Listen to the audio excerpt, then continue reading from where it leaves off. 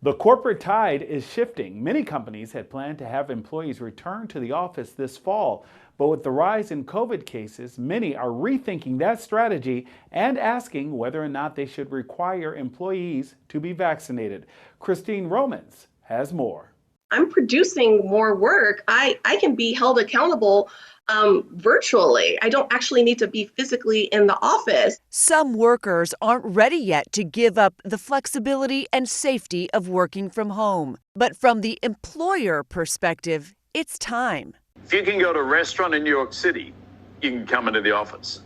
And we want you in the office. Offices for some Wall Street firms are already nearly full. Other industries preparing to return around Labor Day. At its core, we perform best when people are in person, being human. This exclusive work from home period may be coming to an end, whether employees like it or not. Employers are saying the struggle with the narrative of this is good for me is that we pay you. So it has to be good for us.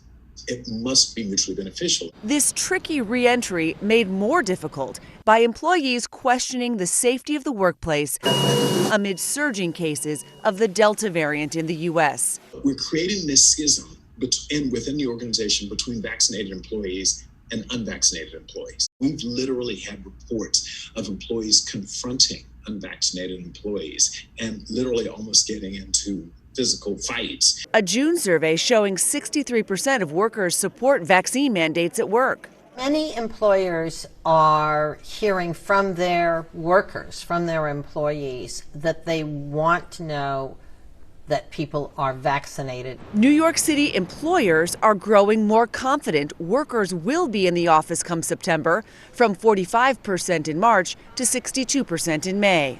Willingness to return to the office, though, is uneven. The young tech employees, it seems to be much tougher to get them back. The balancing act also important for small businesses. While there's concern about forcing people to come back or get vaccinated, there's also a lot of concern about the overall economy of the city. A big piece is the commuters working remotely, not patronizing the local stores. Childcare is still a problem until it's clear that schools can reopen in person for good. Also a concern, the impact on careers of those who don't want to return to the office. 2, 3, 5 years from now, when they're making promotional decisions, we promote people who we know and with whom we've built relationships.